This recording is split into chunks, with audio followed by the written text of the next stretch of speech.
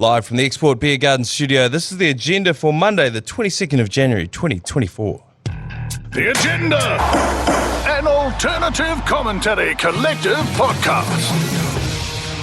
Hello and welcome to what's probably going to be a very one-tracked episode of The Agenda. My name is Manaia Stewart and I'm joined this morning by Matt Heath, and we both have just got back from the Black Clash. A massive weekend, Heath, wasn't it? It was huge. Actually, the Black Clash was the smallest part of the weekend, really. It was. Yeah, there's so much around the Black Clash, so much celebration before by players and commentary and support staff, and so much celebration afterwards. Yes. The Black Clash is sort of like a little oasis of calm in the middle, which is also just an absolute torrent of self-abuse.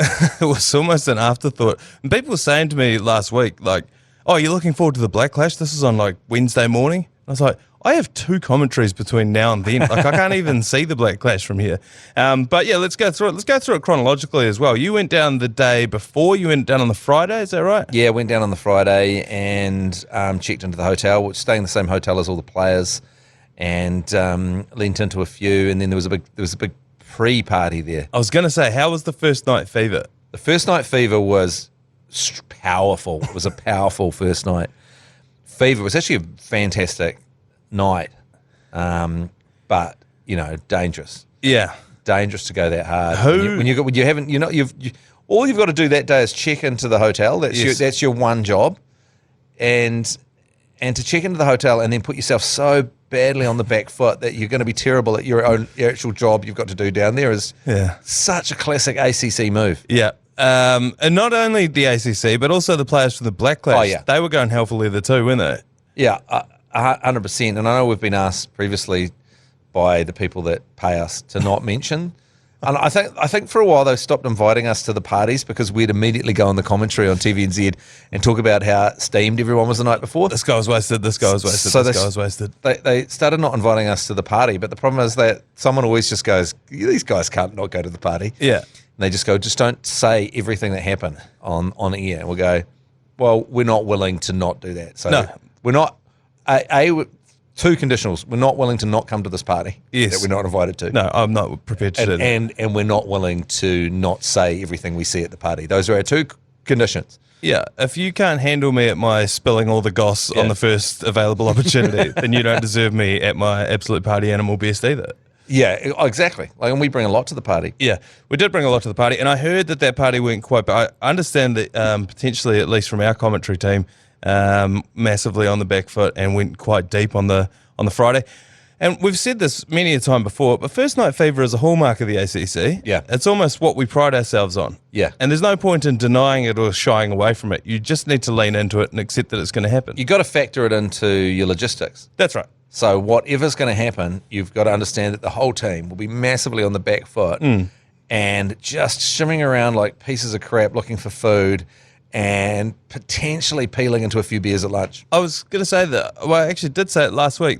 There's never been a commentary team that has had a worse case of first night fever than ours. In the history of commentary, and sports have been commentated on the radio and TV for over 100 years now. But never has anyone attacked the first night with such veracity as the ACC. And then the second night fever as well is strong within us. Well, that's right. It's a 48-hour fever. It takes a while to run. It actually, you need to be. It takes 7 days to get out of the system. First day fever. It's like COVID. Yeah, it is. It takes a while to get out of the system. So then the day of, everyone sort of takes a bit of a sleep in. Myself and the commentary team from the night before, because the Black Caps played on the Friday night, of course, and so we travelled up down to Tauranga on that day, met up with a few people, ran a few logistics, and we met up for a beer at lunch at the accommodation you guys were staying at. And if you didn't watch the start of the game, there was a flyover from the Black Phantoms from the Royal New Zealand Air Force. How good was that? And the entire morning they were, I guess, practicing, training beforehand. And so they were just doing loop-the-loops and all sorts. It was insane. So five planes, just in sync, so close together, tip to tip. And where we were sitting having a beer on the day of the Black Clash, just sitting out looking out to sea from the Trinity Wharf Hotel, we're like, Is this being set up for us? Because it appears to be happening right in front of us. Yeah. This whole show. It was amazing. It was so low that you could make eye contact with the pilots as they came past you. It was ridiculous. And, Lee met us down there as well, and he was reliving his days as a fighter pilot in Vietnam, and just yelling out, giving a couple of tips from the bar there to the pilots. It was really good. I did think at the Black Clash, which I thought it was awesome having the planes go over the top, and I thought it was fantastic. But like in American NFL fixtures, it's always like an F-16, stealth bomber. Yeah. So it's like sometimes the stealth bomber comes over, but like it'd be 5 just kick ass. Yeah. Like absolute top quality fighter jets. Yeah. We had 5 propeller planes fly over, but it was still awesome. It was like still 5 Cessnas. It was still freaking awesome. They made a lot of noise. And it was right at the end of the anthem, so it made me feel so patriotic when it happened. I tell you what, Juco, who run the event, geez, they know how to put on an event. Yes. The event, we'll talk about the cricket. Yeah. It's a different issue. Yeah, it is. But the event is just phenomenal from the ACC area. Obviously, there was a lot to do with the ACC putting that on, but for them to allow us to do it, and we've got the section, we've got 550 people. They were all given a hat. They've all got an earpiece to listen to the commentary. They've all got these cool Export Ultra ACC shirts Party on. shirts, yeah. They've got Mash, Keezy, and Minogio and Speedos and a spa pool out the front of it. Yeah. The whole thing is great, and then the rest of the thing is almost at that same level. Yeah. And like right down from the cheesy stuff like the dance cams. Yeah, the kiss cam. It wasn't actually a kiss cam. I found out later on there was some sort of kiss cam, but it was just a crowd cam. Right. Where a bunch of wasted wounders in the corporate area just ended up pashing. Oh, right, yeah, because it was the Razor Robinson dance cam. Yes. Where he went round and danced. And how great is Razor Robinson? Yeah. Like, he's the Black Caps coach, and he's out at the All Blacks coach. The All Blacks coach, sorry. He's the All Blacks coach, and he's out geeing up the crowd at the Black Clash. He's out getting them dancing. He's on the... I mean... Can you imagine Fozzie doing that? It's hard to believe. Yeah. And he's such a good guy. I had a couple of chats with him, and he's just such a top bloke. Yeah. And he's and I just hope he gets... I was thinking about this. It would be terrible if it ever went bad for a little bit for him, because, we've had a lot of retirements. Yeah. And he's coming in with a very different team. They're 1 point away from winning the Rugby World Cup. Yeah. And, I believe personally if Razor Robinson had been brought in even 6 weeks before, it would be worth 1 point in the final. But anyway, that's by the by. But it's so good, and I know he's going to make the team better, but he's not coming in with the same pack. Nah. And so we've got to accept that he might lose a couple. That's right. But overall, over the next 4 years, the team's going to be better for having Razor Robinson. The country's going to be better for having him involved. The country already is better for having him involved. Everything's slightly happier and better because he's the coach of the All Blacks. And it's going to be more fun to play for the All Blacks, I think, too, because he's in there. And you can root. There's more to root for. Yeah, there is. Because it's not just the Black Caps, but the coach, And I think we're going to lean into being that underdog, sort of small dog in the fight, Kiwi battler element of it, rather than we've gotten used to being this juggernaut of All Black success. Yeah, to where we shit on the team and they don't do well. Sort of a faceless, corporate speak kind of assassins. Yes, yeah, which isn't Kiwi. That's not who we are. It's not Kiwi. It's someone saying the wrong thing. Yeah. I mean, how much do people love Ruby Tui just because she talked like a normal human person? Yeah. It's like, oh my God, this is the greatest thing that's ever happened. A human being is talking about footy. And that's what Razor was doing, and they interviewed him as well. I think Jordan Oppett interviewed him, and she was just like, oh yeah, what's sort of the coach's role here? And he's like, I'm just here to G up the crowd. That's all I'm here to do, is just get a bit of fizz going, have a good time. And if you're a kid in the stands, you see that, you're like, oh, I saw Razor Robertson, he was dancing. You go in and tell your mates, oh, he danced like this, and he did this move, and now I've learned how to do this and that, and you're back in. And you're making it fun. And when he's not there, he's sitting at a table with some randoms and having, bloody great. Absolutely, the two great New Zealanders banded around a lot, but Razor Robinson, he's a freaking great New Zealander. Yeah, that's right. And it's also, as you mentioned, the off-field stuff and the event, because Juco are an events company. They put on events. They're not like a sports company. I mean, they are, but it's the blueprint for having fun at sports again. Yeah. Because we have this history of just, you go and watch rugby, you sit down, you clap, that's the most noise you make. Yeah. People don't even chant Otago anymore. They just sit there and do nothing. And this is a clear example of you actually can have a good time at sports. Well, it's interesting. I was talking to a couple of ex-All Blacks about this issue, and they were saying, I won't say who they were exactly, but they were saying how fun it is to play Black Clash because the crowd gets into it and yells and screams. And he was just talking about how quiet All Blacks audiences are. Unless you're overseas, he goes, we play overseas and it's an amazing atmosphere. Yeah. We come back to New Zealand, it's sold out, and it's just a serious. Yeah. Maybe it's because the tickets are so big that people, and the audience is often just full of people that feel they're amazing because the All Blacks are amazing, as opposed to being fans of the team. That's right. It's sort of this weird we're entitled to a victory. We're entitled to sit here and watch our team. And And it's they're us, and they're it's not a fandom thing in the way it should be. And it's not an event. It's not a party. That's exactly what Saturday night was. There were people there that I'd say almost half the crowd probably weren't even watching the cricket. They were just there because it was a good time. But that's the thing we need to get back with in sport in New Zealand, because it's an excuse to have a good time. Yeah. And the sport going to ODIs when I was a kid, loved the cricket, loved all the players. Yeah. But part of what got you there was you knew you were going to have a rip-roaring, freaking fantastic time in the day.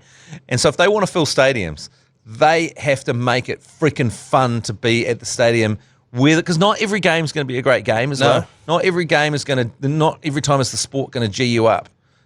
I mean, I looked online stupidly, and there was a few comments about our commentary on TVNZ, and fair enough. I mean, we're there, and we're not everyone's cup of tea. I'm happy to take abuse; it's fine. But someone said, what just really fucked me off is Jonathan Thurston's trying to bowl, and they're talking in his ear and just putting him off. It's like, Jonathan Thurston can't bowl. Yeah, what did you think he was going to do? He was happy with it. He volunteered to be on the mic. Yeah. But are you seriously saying that Jonathan Thurston, who is not a cricket player, but he has played cricket and loves cricket, was having a fantastic time, you're putting that sport, it's like you're elevating that fixture to something it isn't. Yeah. Also, no one's ever accused us of being like respectful commentators, and I think they knew it was going to happen when they put the mic onto Jonathan Thurston. But before we got into the ground even, we had a good 2 hours before we had like a rehearsal, because it was going to TV, so it's a bit different than how we usually do it. And so we set off in search of a beer because the bar hadn't opened at the ground yet. Couldn't find anywhere to get a beer, so we did a lap. There was a bar that had closed down that I found on Google, and that waylaid us by about half an hour. I don't know if that bar ever exists. It was called the King Bar or something. Yeah, Bar King. Bar King. Manaia's like, it's just down here, it's around here, just down here, it's pretty close. And then we tuned up to a suburban house. Like, never been a bar. And there were a group, it was like an industrial area, and there was a group there, they had a barbecue going, they were all wearing Steady the Ship hats, and we had half a mind to be like, rock on up. Do you reckon these guys have got any spare beers? Yeah. But no. So then we come across the Mount Maunganui Club. This is like it's not an RSA, it's like a COSI club sort of situation. It's enormous. Bowls club out the front. Inside there was the bar, there was the pokey room, blah, blah, blah. We walked in there. The place was rocking. It was huge. It was Australian-like. It was like one of those Australian clubs. Yeah, the Australian RSLs that they all go to. So we go in there, get a couple of jugs and sit down, and then the meat raffle comes out. And G-Lane buys about 5 tickets for the meat raffle, straight away wins it. And I always feel bad about this because that's a meat pack that has come out of the local economy, out of circulation. G-Lane's come down from Auckland and he's just taken this money out, sucked it out, and then just, disappeared again. So I always feel guilty about that. But we took that back over to our commentary position, and all the food trucks are out the back of where we commentated from. Took it over to the local taco truck. We're like, do you reckon you could cook this meat pack for us? He's like, yeah.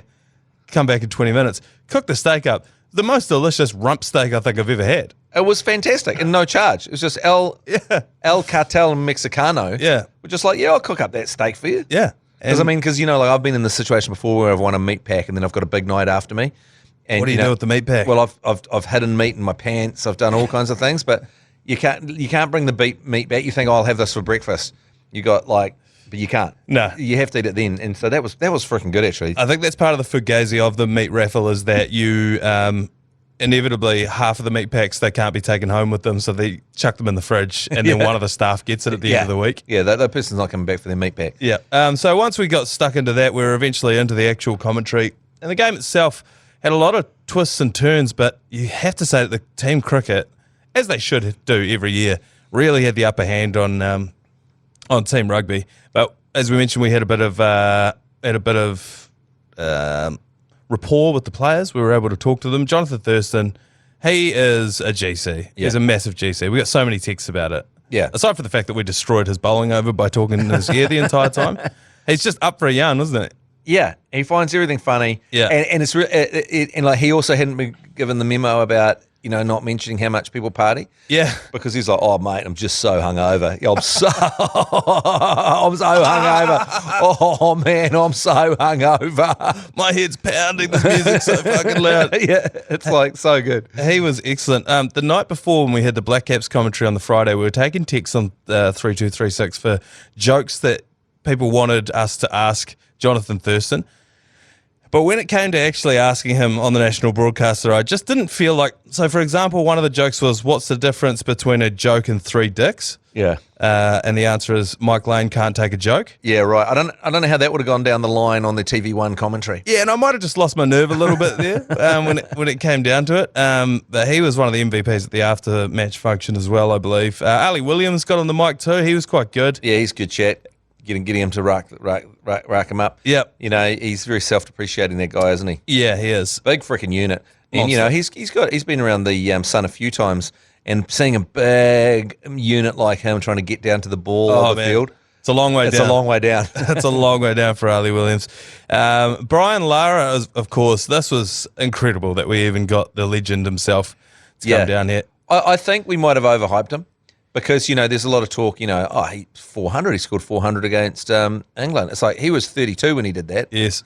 He's now 54. Yes. But there was so much build-up, and everyone's going, oh, man, I watched him growing up, and everyone on the mic's going, the great Brian Lara, I can't believe we've got him here. This is incredible, Brian Lara. Oh, my God, Brian Lara. Yeah. Brian Lara. Then the openers go out, and who were the two openers? It was Will Jordan. Kieran Reid and Will Jordan.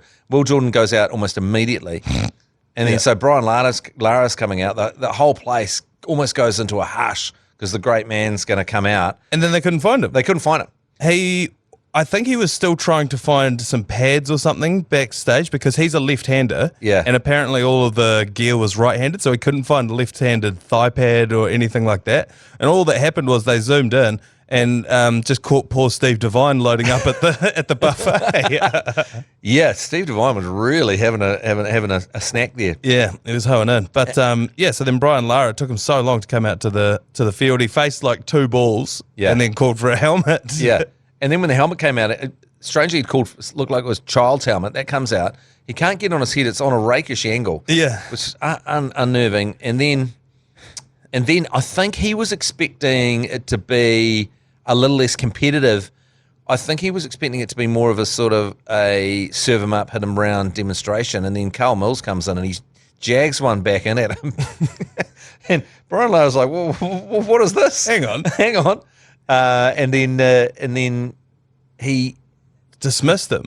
Yeah, he did dismiss him, and then so we're in the commentary box and dismissed him, but then it was a no ball. It was a front foot no ball, and they were like, so he's been dismissed. We couldn't get it. It was weird. We couldn't get a replay. Todd Astle. Well, we did get a replay, but it cut out halfway through, just as the front foot was about to land. Yeah, we couldn't get it. We couldn't see. For some reason, the replay was shut down. But anyway, Brian Lara is still out there. What lucky, lucky, such a near miss. I guess we'll never know.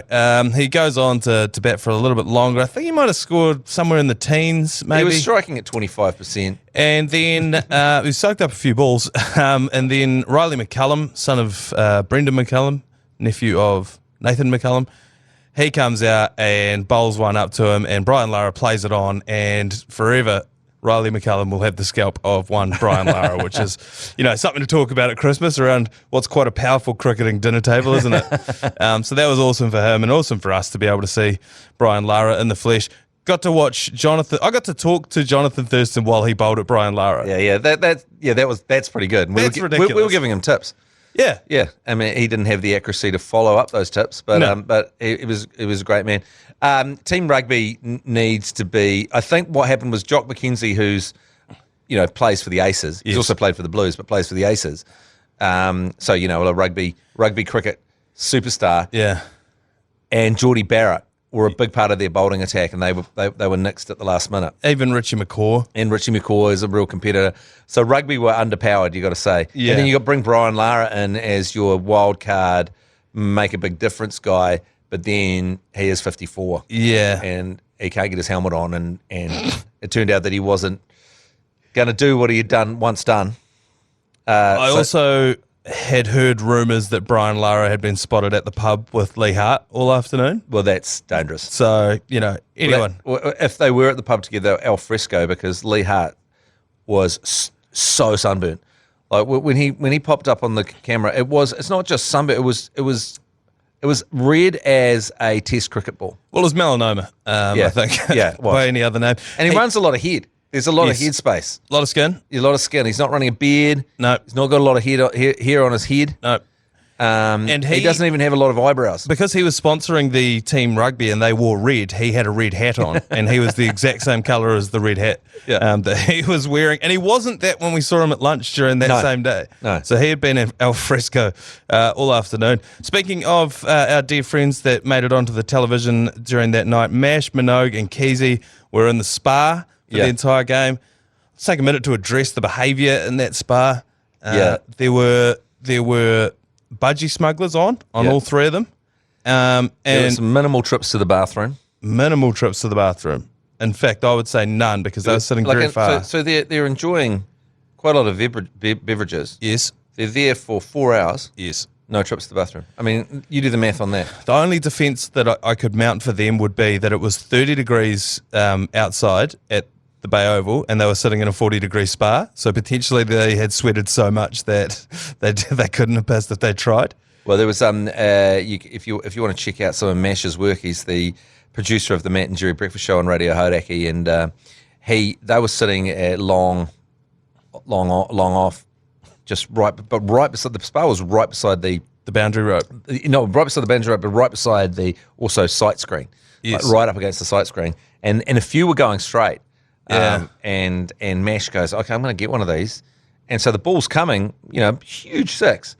And I think it was Andy Ellis hit it. Yes. And Mash managed to get out of the spa pool in his Budgie smugglers. budgie smugglers and just so close to getting to the ball. Go if you want to check it out, go to the Matt and Jerry Instagram page. We've put up his attempt at catching that catch, but that would have been the first ever that someone has launched himself out of a spa pool to take a searing catch. Well, anyone who's tried to get out of a spa pool after a full afternoon on the piss knows that is no easy feat. Well, the pace he got out of the spa pool was quite impressive. It was, and a full extension to try and get that ball. I think about 6 beers earlier, he might have got a hand to that. Yeah. But just a little short.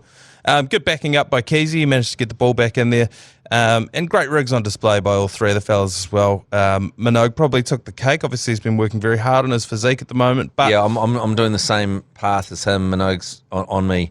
And I'm in the dirty bulking stage. So you dirty bulk, you bulk up, Yep. you build your body underneath, and then you trim down, and the body's there. Now, That's the science. at what point in that training program do you stuff a pair of socks down the front of your budgie smugglers? Yeah, yeah. I mean, there's controversy about those because if Minogue is packing what you could see in that budgie smuggler, What he's claiming he's packing. it's very flat and very wide. Yes.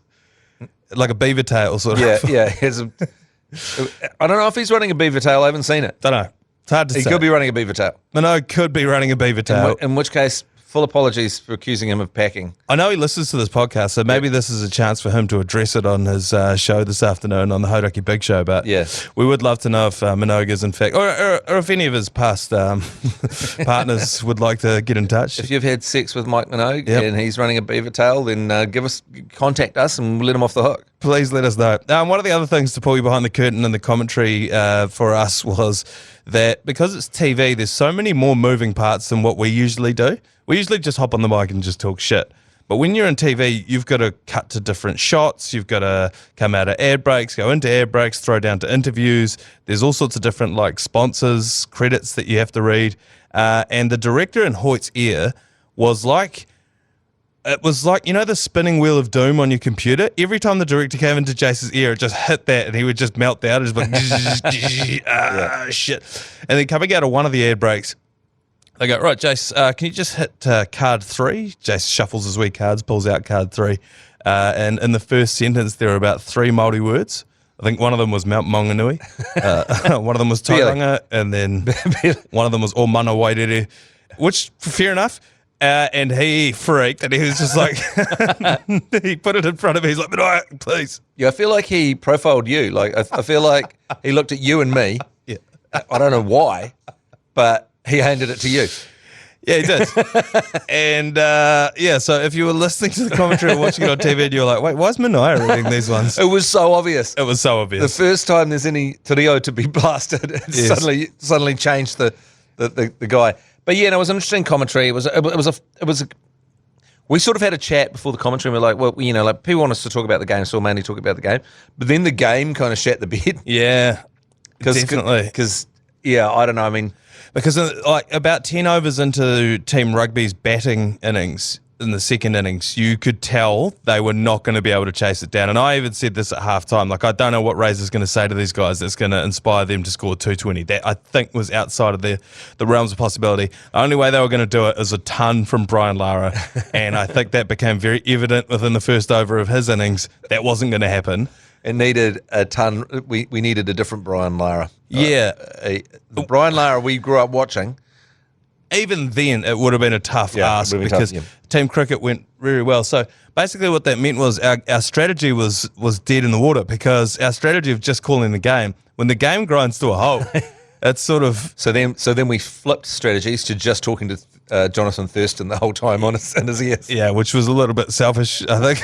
But so it did. It sort of ground to a halt. I think next year, Team Rugby, there were a lot of texts saying it should be Team Rugby League. See how those guys go. Yeah, you got to open it up to the league. Well, we went to the Chasing the Fox thing a couple of weeks ago, and the Warriors won. They beat him, so they're handy enough golfers, and I feel like that translates to cricket a little bit. Don't know how much cricket Adam Whenua Blake's played, but I guess we'd find out. So yeah, I think there needs to be a little bit more talent on the rugby side. I can see Zalesniak going loose. I think he could. Yeah.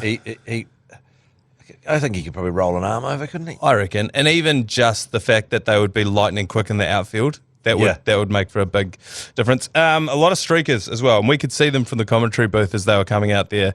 I know that the security guards were some of them were excited at the prospect of being able to chase down a streaker. Yeah, they definitely... they leaned into it, didn't they? They definitely used force. Yes. Was it necessary force? Was it excessive force? I mean... Not for us to decide. I mean, to be fair, when you run on the field and you're not nude, you're not really streaking. But also when you run on the field, it is now accepted that you will get roughed up. Yes, you got to take your medicine once you're doing that. But one of the pitch invaders was quite smart because there's security all around the edge, but you can't have security in a Sparpool. That's right. Like you can't have someone with a walkie-talkie in a Sparpool. No. So this guy, he just plowed out of the crowd and went splashed right through a Sparpool and onto the field. And it's I can't imagine how difficult a task it is to tackle a streaker who's just exploded out of a Sparpool because he is like a greased pig. And yeah, it did take a while for them to bring that guy down and even then to drag him out as well. Post-match, we went back to the frat house where a lot of the ACC and Hodaki team were staying. Then we went to the after party, which was down at the hotel, the accommodation. There till about 3 a.m. What you can do is, what I found out is like, because I was staying at Trinity Wharf, and I remember saying to Lee Hart at one point, this is really good for me because my room's only 100 metres from the party. And then Lee Hart said, yeah, that's dangerous. You can get overconfident under that. Yeah. You can get overconfident because you're only 100 metres and you can really lean into it because you don't have to worry about, you're basically home. Yeah. And I would say, it would be safe to say I got overconfident on that first night. Yeah, that's right. Second night, Jonathan Thurston was on form. Mike Lane had Colin de Grandhomme basically backed into a corner for the entire night and had chewed his ear off about what he'd done, what he was doing with himself these days, blah, blah, blah, blah, blah. Colin de Grandhomme was a great chat, actually. Yeah. Because famously in the Minute Piece interview, yes, when we interviewed him and he had no answers at all and didn't say anything, I don't know what happened there because he's He's a top bloke. Yeah, he's a funny individual. He's a great man. And G-Lane, I just spoke to him that night, and he's just like, I've got a massive man crush on Colin de Grandhomme. It's so much. He's such a GC because while he was out fielding, he was wearing our earpiece. So people at the ground were able to tune into the commentary because we had earpieces and like a low power FM transmitter, and he was listening to our commentary the whole time. He took a catch. He took a wicket while listening to the commentary. That's got to be another world first for the ACC. Yeah. And then we tried to get him to do stuff, but tried to get him to do the worm, but I don't think that was in his repertoire. We're interesting commentators because other commentators can ask for stuff to be brought up. We're like, can you get Colin de Grandhomme up? They're like, no.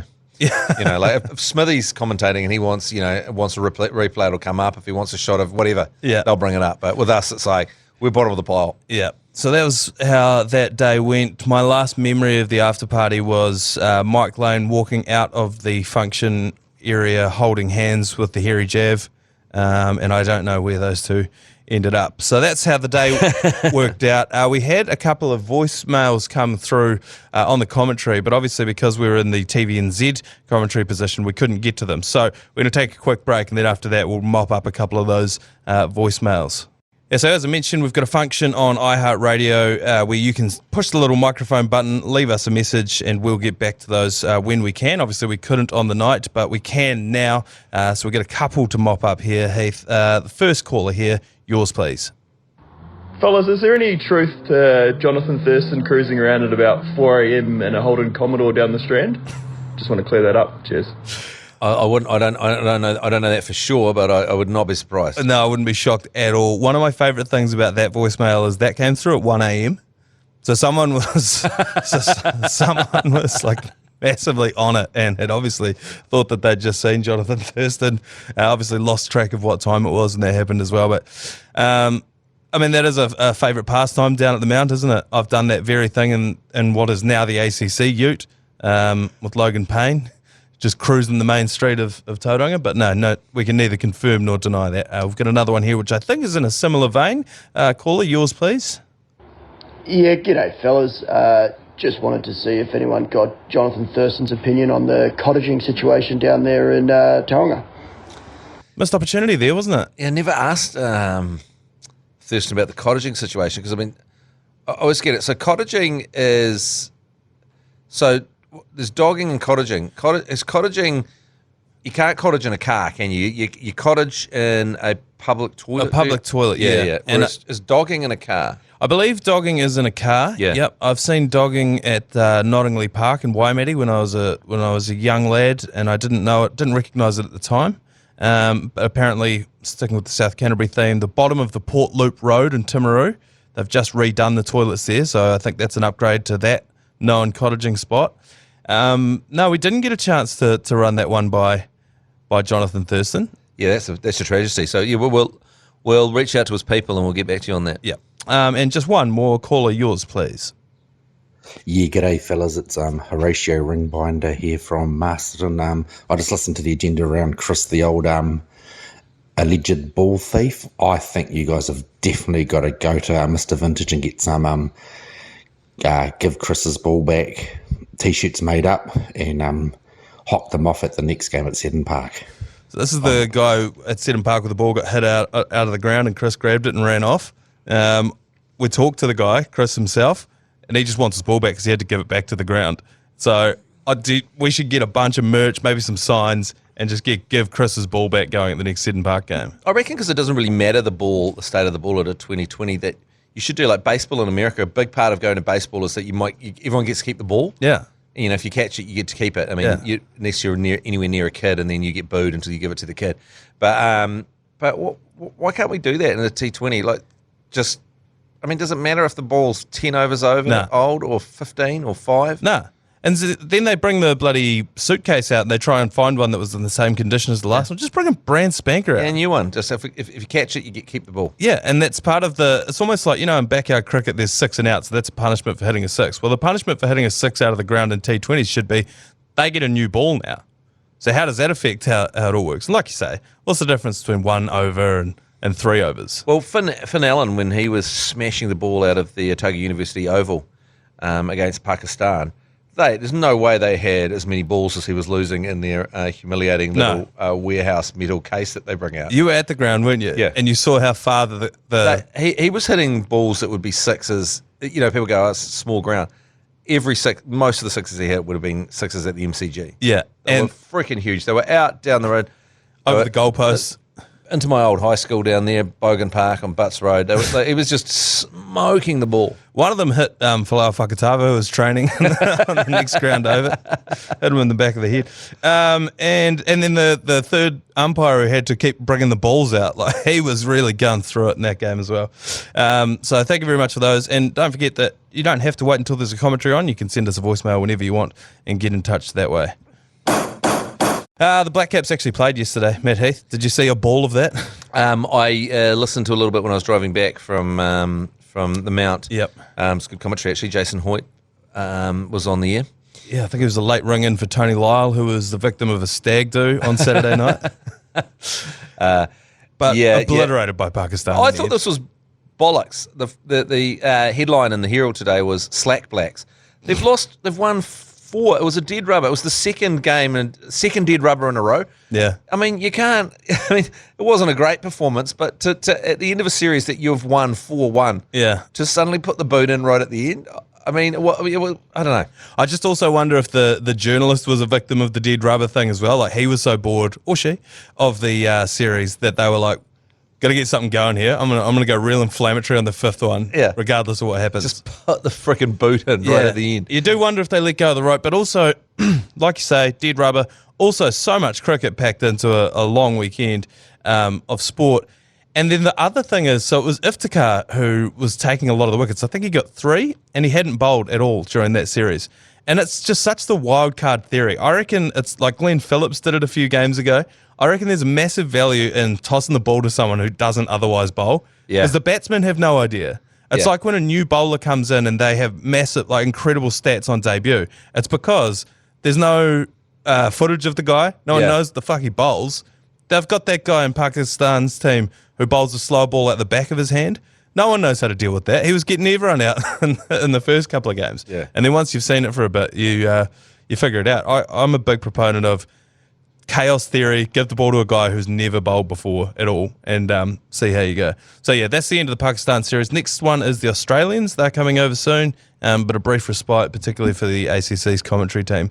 One more quick ad, and then we got one more story I wanted to address with you, if I could, Matt Heath. All right, just quickly before we get out of here, I wanted to mop up one of the headlines of the day today. I don't know if you talked about this on the Matt and Jerry show this morning, but the whingiest region in New Zealand has been announced. Oh, no, I didn't see that. This is classic radio fodder. We'll do it tomorrow. Yeah, absolutely. Whatever you and me say right now, we'll just repurpose on the Matt and Jerry breakfast show tomorrow on Radio Hauraki. Warm up for the Matt and Jerry show.